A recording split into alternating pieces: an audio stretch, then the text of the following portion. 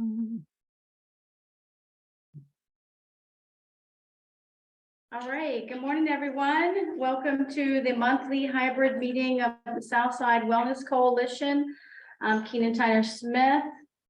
I see everyone on the Zoom is dropping their names and such in the chat box. Good morning, everyone. So glad everyone could make it this morning. We're going to keep people rolling in from our waiting room again. In the room, if we can go ahead and do introductions in the room. Go ahead and get started with that. Catherine? Catherine Maloney, Tri-County Community Action Agency. I'm part of the leadership team. Stephen Wilson, member of the community, part of the leadership team. Mackenzie Rutter, preventive specialist at Southside Behavioral. All right, and good morning, everyone. Awesome.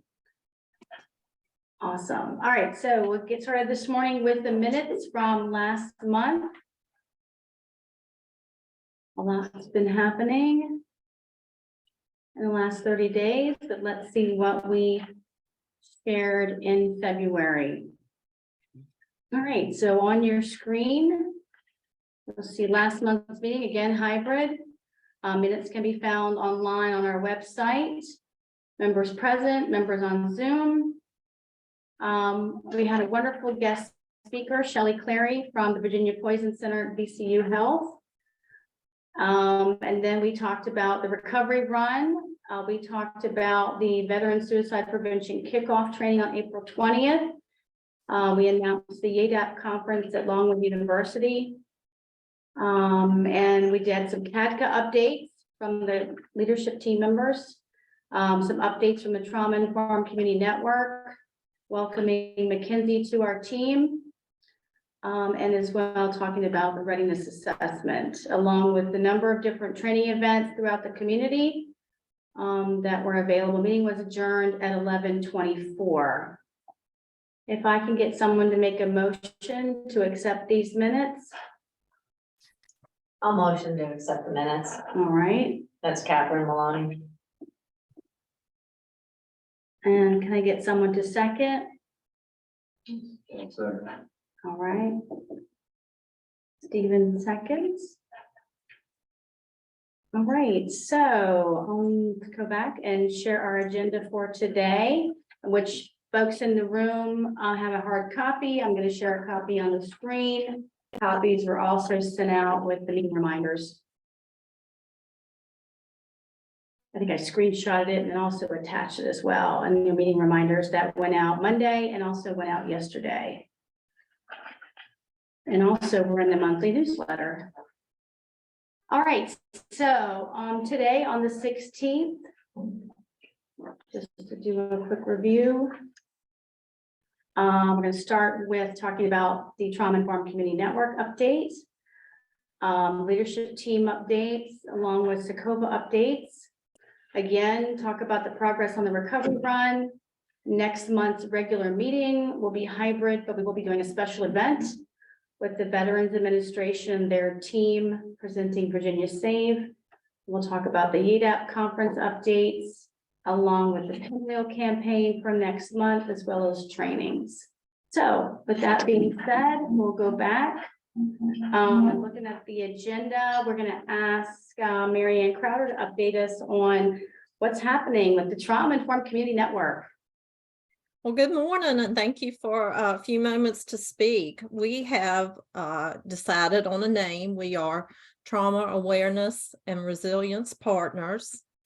We are very close to having a logo. And we are launching our first community meeting in a number of months tomorrow. We will be meeting at VCU CMH. They have graciously offered us a room, and they are providing lunch for those in-person folks who RSVP to the meeting. Sergeant Jamie King, who is the lead SRO from Mecklenburg County Schools, will be speaking. And I'm just going to, for new members, review, you can see on the agenda, review the timeline of our ticking, and hopefully making some new connections, inviting folks in. I'd like to invite you all to join virtually. It will be a hybrid meeting unless you've already registered. We had to turn in names and numbers yesterday for the meals. But very excited to kick this off. I think we're making good connections in the community, and I look forward to a busy spring and summer as we continue to make community relationships and spread the word about trauma and the impact of ACEs. Okay, the Zoom link, Shannon, is on that flyer, but Keenan, we can send that flyer out to everyone in this meeting. Is that possible? Oh, absolutely, absolutely. We can email that out again today. I have it in my email to put it, I put it out 2 days ago. It'll go out again this afternoon. And then I'll also give it specifically to those attending the meeting today. Absolutely. Thank you so I'll much. send the flyer and the direct link. And Mary, you lagged a little bit. I don't know if it's because our internet or yours. It's always fun that the internet lags once my meeting starts. But hopefully you guys all heard that, again, there's a meeting tomorrow, Friday at VCU CMH in the Care Building. Again, if you were not able to register for the lunch provided, what was it, by Tuesday this week, we definitely want folks to come in on the hybrid link. So it's going to be a wonderful gathering. Yes, I'll follow up with the flyer and the link. All right. And then Socoba updates. Catherine, Stephen, you all had a chance to give us some Socoba updates today. Yes, the meeting was on March 6th. We do have a new coordinator. His name is Travis Fellows. And seemed like a knowledgeable and pleasant gentleman. Enjoyed having him conduct the meeting anyway. Treasury report, they were a little over or almost $62,000. The person who absconded with some funds a couple of years ago has been caught. They're trying to work out a restitution thing so they don't have to jail her. Of course, they're transitioning between Jill to Travis, but one of the interesting things is I think about 4 years ago, we went to a summit up in Roanoke at the Hotel Roanoke, and they're going to start that again this year, trying to do that annually. The date currently is Monday, October 28th. And they're forming committees right now. All the information for that is in Google Drive that I have access to. So if anybody would like to get involved, you need speakers, people who work on logistics, the post-conference evaluation setup, and things like that. So if anybody's interested, just let me know. Virginia Young Adult Survey, I think we talked about that here. They went over that. They only had 2 localities statewide that did not respond. Those were the small ones. I think those are the 2 that we had. I'm assuming. Out of that, the number one concern to youth when they conducted the survey was vaping. Alcohol had the highest use rates among those under 21. And I think we covered a lot of that last month. I don't want to go into a whole lot of depth. We did have a presentation from Omni with that, and they're the ones that conducted the survey. There were a lot of very interesting points in there. One of the ones that caught my eye was perception by youth or young adults, actually, in this case, like 18 to 21, of their own use versus what they think their peers are using. And the numbers grew, I think like, let's see, 3 or 4 drinks, they may have 22% of them, or excuse me, 17% of them may have said that they've done that, but that's what their average is, but their perception is 36% of their peers do it. So the concern there is people may, as a result, drink a little more to play catch up with their peers, trying to be like their buddies. But Anyway, I've got a bunch of printouts from that. I was screenshotting that as it went along, because I didn't know if I would have access to, the actual PowerPoint presentation. So I do have some interesting stats on that, if anybody would like to see that as well.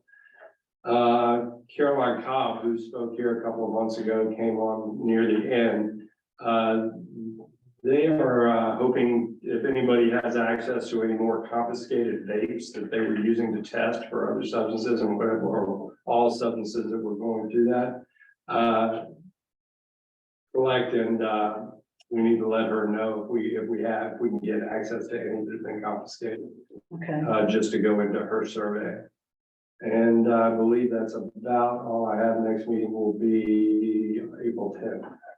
April 10th, all right. And if you want to give me whatever documentation, I can put it in with the minutes. Be uploaded to the website as supplemental material. Oh, it sounds like the summit would be a wonderful opportunity for our It coalition. was like a mini CADCA was what it was, the way they set it up. I know maybe 4 or 5 of us went. You and I went, maybe Rusty. Right before COVID, yeah. Mhm. And I do remember that they had candy bacon, and I'm not supposed to eat that stuff, and I did, and I felt horrible on the way home.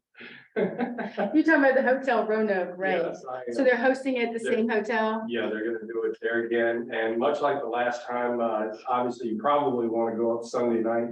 So they're looking for people also to put together that mixer that they had, kind of across down in their little downtown area. The night before, just some snacks and introducing them a little bit. They'll do that again this year.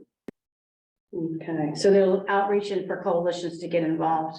Okay, well, that's something possibly the leadership teams to talk about, because I know as a coalition, we did attend that, I think twice, in 2019 and, no, I guess it was 2018 and 2019. It'd be nice if we could get the whole leadership team involved. in Right, that. right, and being a part of the Maybe development of It's not that. gonna be that terribly expensive, and some members outside of that. Have Absolutely. a good show. Okay, I'll put that on our leadership team agenda. Great, thanks, Kim. Absolutely. All right, very nice. All right, so the recovery run, I'll do some updates. We are currently working with the town of Clarksville to plan the in-person. The last 3 years, the recovery run has been virtual. It's going to be in person. Once we have all the information ironed out, which should be by the end of this month, once we launch it out to the community. Again, I know that leadership team talked about supporting this event, us providing our team as part of the runners, and also providing some of the tenant events like Revive, Lock and Talk, bringing our membership out on September 16th. Right now, that is the date. But again, until it gets solidified between us and the town of Clarksville, we're not going to put out a formal announcement as of yet, but that is 6 months away. So I always like to have things, ironed out as quickly as Is that possible. Saturday, Tina? That's a Saturday. Yep, Saturday, September 16th.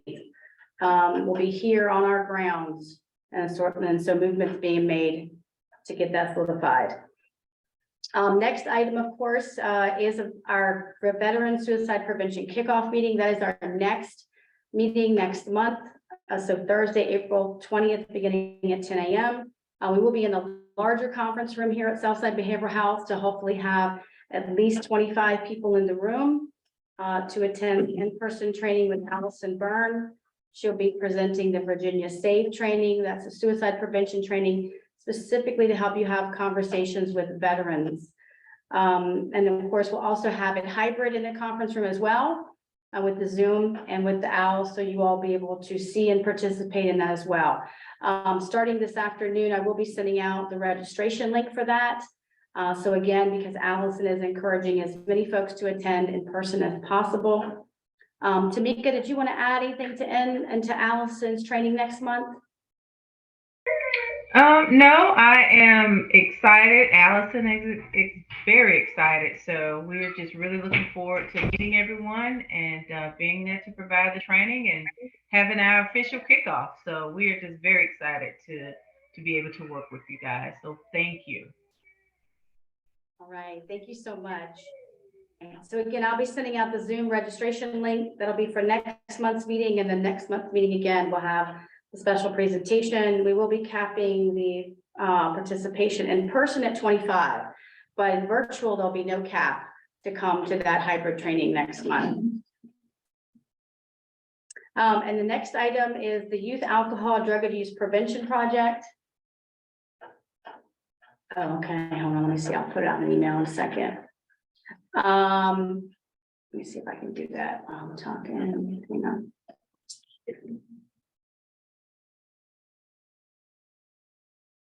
Guys, see me work my magic here. Hang on.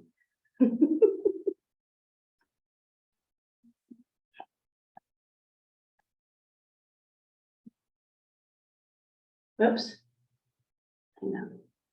I got it in there, just went right in my name. Okay, that's the direct link. Can you tell her I just sent her the direct link? I can write that. Awesome. I'll let you know. Thank you so much. All right, awesome. And I don't see anybody in the waiting room. Okay. We have the toolkit. We are funding. Mackenzie's been in direct contact with Longwood University. We're going to be releasing a press release next week and also sending out the toolkit. Similar to last year, we are looking for a team from each of the 3 counties and when Mackenzie talking to the YADAP folks this year, they are not allowing multiple teams from multiple different, from the same organization, unless they are coming from a different part of the catchment area. So it fits well with us as a coalition. We are able to support the fee to have the adult and youth team from each of the 3 counties. We're able to provide stipend for each adult leadership person. Here comes Christy. And also able to support them when they return back from the YADAP experience at Longwood and provide them with follow-up and support as they talk to ABC about their quarterly goals and their plan for the year for project they're going to do. As we did in 2019, we're not able to provide transportation costs. That would be the in-kind donation that the group will be providing through their school system, their church, their organization. Please, when we announce this early next week to spread the word, we are looking to sponsor 3 teams. That is 1 to 2 adult sponsors with 4 kids. Again, a toolkit of information will be coming out about that. And that is in person this year from July 17th to the 21st at Longwood University. And I know in years past, we had teams from Halifax, Mecklenburg, and Brunswick prior to COVID in the summer of 2019. All of them said it was a valuable experience. This was back before we recorded meetings, but I know they came to one of our meetings and shared the excitement that they had. You remember that, Stephen? They did. Mm-hmm. Paul Nichols used to had joined the coalition. I'm assuming he joined. He used to come to the meetings. Is he still accessible to push this through with the new high school? Yeah, my plan is through the through our listserv that we have to have Ellen blast out the announcement, and then I'll personally send it to the different superintendents and the different principals of the schools, as we typically do, and ask them to respond. And they said we could have 1 chaperone. Is that like if 3 schools respond, then we would need 3 chaperones? Yeah, we're gonna 1 chaperone from the organization for all 3. Oh, no, if we're gonna do an organizational chaperone, then we only can do 1 team. So we were gonna develop a Southside Wellness Coalition team with adults that are coming from the coalition as representatives. With youth, we'd only be able to have 1 team. As a coalition, we want to support teams from other stakeholders. We can do 3. To send it in under our. Right, Mackenzie, and talking to the YADAP representative, that is something that's changed. They're not doing multiple teams from the same sponsoring organization. Coalitions are seen differently. That's only if we are sponsoring 3 different types of stakeholders. So, And I use the school so system we as a could sample. actually have a school from each county, send somebody and sponsor one ourselves for a total of 4. I didn't ask that. I'm trying to That's a sneak good an extra question. in there, man. I can follow back up. Mackenzie, make a note of that. We can follow back up. The gentleman that we spoke to, which by the way, YADAP does have a new coordinator this year, is a gung-ho gentleman we talked to the other day. As when we initially set a conversation with him, I thought, they're cutting coalitions back to 1, but he said, no, that's not how it works. But I'll ask that question, whether we can have our own in addition to having 1 from each county, I don't know. So Go back and review this email and. sure, and we'll update that in the minutes too. All right, fantastic. Any questions? I want to make sure I'm not missing any questions here. I'm watching my chat box. All right, everybody's giving me their smiling faces. All right, next item, it was a continuation from last month, just an update for you all. First week of April, we will be launching out our required, as Stephen mentioned, the Omni team. The Omni team is the team of data collectors and researchers that work closely with coalitions across the state. We're going to be launching our Southside Wellness Coalition Readiness and Effectiveness Assessment, via a QR code. Omni has got us set up to share that. Ellen, as well as the marketing coordinator here, Sarah, going to be helping us putting that out in a hopefully marketable approach to get folks to respond to this assessment. With current membership that's done through the website, I'll be going in and then personally sending each member a copy of the assessment, asking you to complete it no later by the end of June. And then sending out reminders throughout the months of April, May, and June to encourage folks to respond to the Coalition Readiness and Effectiveness Assessment. And then it'll go out on social media. We'll put some reminders in there. In order for it to basically count for us, folks will have to drop down and select the name of the coalition as well as the catchment area that it serves. So we're putting that in our social media information so folks type in our name appropriately. All right, the next item I have on the agenda is Child Abuse Prevention Pinwheel Campaign. As every year, and even during COVID, we put pinwheels out at select locations. Last year, as well as this year, we're announcing to also cover the community. So in the last few days, you may have already received an announcement from us through social media or through email. They were asking for folks to, again, join us in our efforts of spreading the pinwheels across our catchment area in support of child abuse prevention and awareness. And Mackenzie's going to be traveling to Richmond next week to pick up some additional pinwheels from the state of Virginia. It seems that this is becoming a very popular outreach as people feel more comfortable being out in the community. So if you're interested in receiving any of the pinwheels, all you simply have to do is email us at prevention@Southside Behavioral Health. I'll drop that.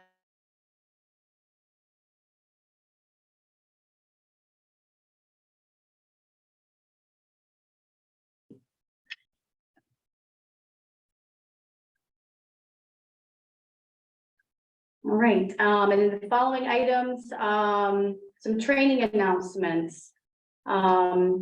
First to mention that we had a wonderful turnout for our applied suicide intervention skills training that we had March 9th and 10th, which was just last week. At SBHEC, had a wonderful turnout. People were well pleased with that training. And then this past Saturday, we conducted an ACEs in person. Was not hybrid, an in-person ACEs training at the Tabernacle of Zion Church in Brunswick. Again, was very well received. In fact, I have folks who joined the coalition at that training, and we'll be uploading them into our membership and increasing our capacity. So we want to welcome Patrice Thornhill joined the coalition this past Saturday, Joyce Johnson, Letitia Gilliam, and Latasha Jones all joined our coalition, received information about us this past Saturday. In addition, what's on here for the rest of the month, there is an adult, 100% virtual mental health first aid. It still has open seats on March 30th. That's an all-day training in suicide prevention. Just to mention, there's a youth mental health first aid, learning the signs and symptoms of suicidal ideations for young people. That's 100% virtual, June the 6th. There's still open seats in that. As always, we continue to try to reach other folks who cannot attend in-person trainings. There are 4 additional ACEs trainings that we're sponsoring. The next one is April 19th, and then there's one in May and June as well. I'll send you the flyers again this afternoon with Mary's flyer as well. We continue to have virtual revive again once a month. The next one is this Tuesday afternoon at 4 o'clock. And then again, we have 3 more in April, May, and June. Again, Tuesday afternoons at 4 o'clock.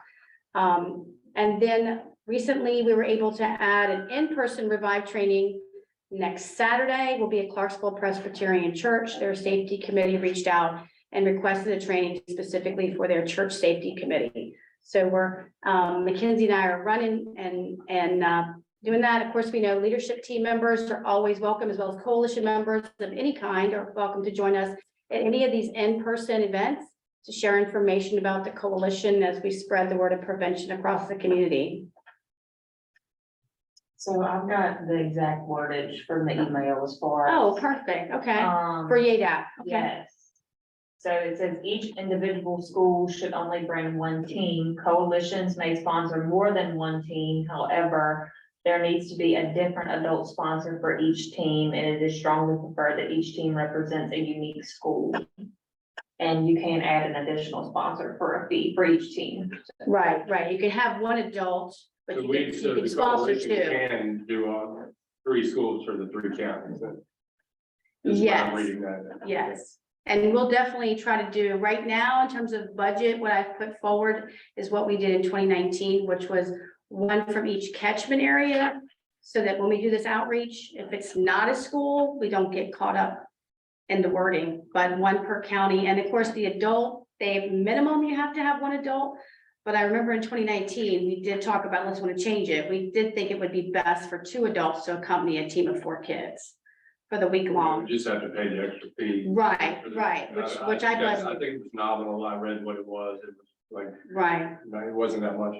I think with the second adult, you also have 2 adults now are accountable to talk about the stand plans that didn't seem to want to get done last time.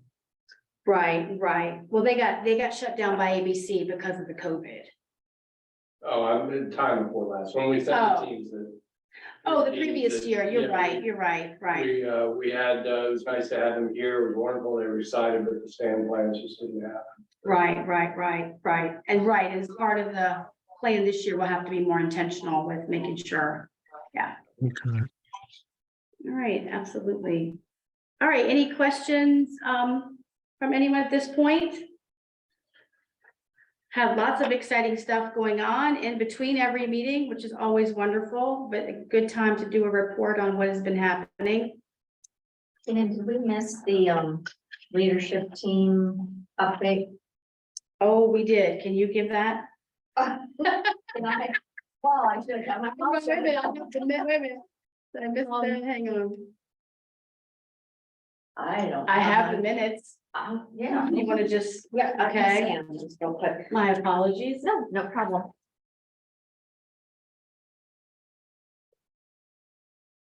So the leadership team met last month and we did it in 2 different sessions. And we discussed the creation of making sure that we know the roles and creating a chair or co-chair for that committee.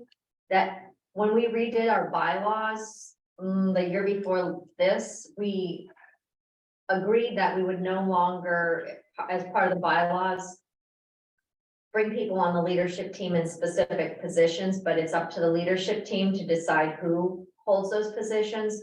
So that is in process right now with a nomination of Liam Hudson. So we will be having further discussions of that, serving as our chair and possibly having a co-chair with him. We talked about the kickoff meeting with veteran suicide and the grant applications that were due to Sokoba. We did submit a $38,000 grant application to support outreach for local veterans. So that's in process. And then we worked on the calendar of upcoming events. I'm not gonna go into details because I think Keenan covered a lot of that already. We did talk about the coalition readiness survey that we're working with the marketing coordinator Keenan is to set up that outreach for May or for April through June. And then we covered a lot of the items we just covered today, like the tick-in, the YADAP, the survey for the Virginia Youth Survey, which we covered in depth 2 meetings ago, correct, Keenan? Yes. Okay. What I didn't see that we talked about was the marijuana prevention education. Christy has suggested that we have a discussion on messaging and learning more about the efforts of local groups. So, that will be forthcoming, correct, Keenan? We're going to be working more on that Mhm. and introducing that as a, into the coalition. And talking about what Stephen did with Sokoba and bringing that all together. So we suggested that each leadership team member take the lead on at least one monthly meeting through the course of 2023. I've scheduled Kim Carson for the May meeting, and Kim Carson is that Tri-County Community Action Agency. She is our Emergency Services Director. So she will be coming in and talking about the services that are provided by the agency to the public that encompass prevention and other items. So we're looking forward to getting more people attending our monthly meetings so that we can have interesting topics to the organization. And then we adjourn the meeting. Or both meetings, I should say. It was an interesting format. All right, wonderful. And then you guys will be scheduling one, I'm imagining later this month before the April Right. meeting. Before the April meeting, correct? Yes. And the goal is to have that meeting in person. And if not in person, actually a hybrid model, Okay. so. But I think we're all pretty much spread out throughout the catchment area, so coming together is a little difficult. But I think since COVID has been lifted, there's a little bit of a push to see if we can get together and roll up our sleeves. Absolutely. Anything you want to add, Stephen? Anybody else want to add anything from the leadership team?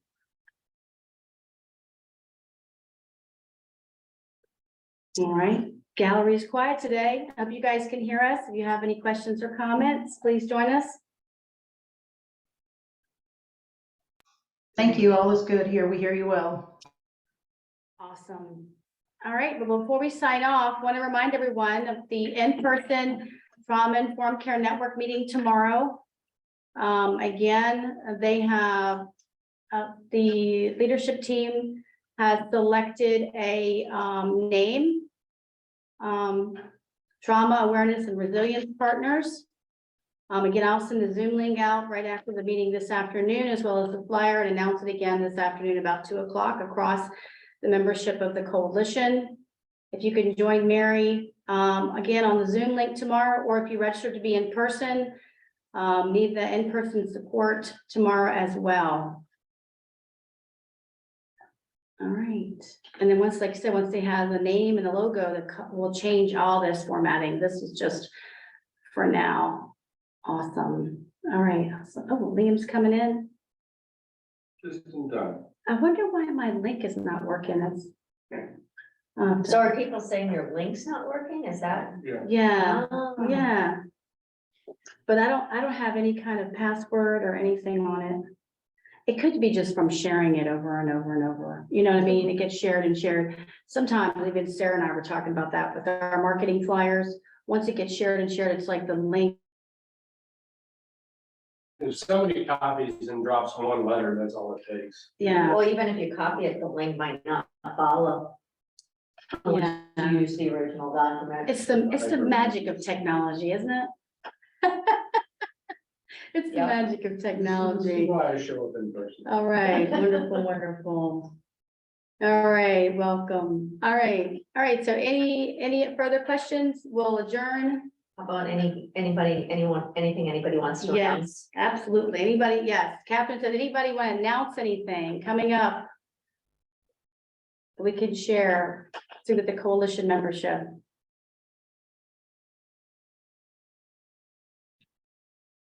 Right. Welcome, welcome. Right, I'll need those. All right, so we'll go ahead and adjourn. 10:37. We will follow up with lots of great information. Keep your head up for the pinwheel campaign, the trainings, the EDAP announcement, the kickoff meeting next month, and certainly, of course, say again, Trauma Informed Community Network meeting tomorrow at VCU CMH in South Hill in the Care Building in rooms 113, 114. You can't miss it. Just ask them where that meeting is, and the people in that building will know. All right, you guys have a wonderful rest of your morning. And I'm gonna stop the recording.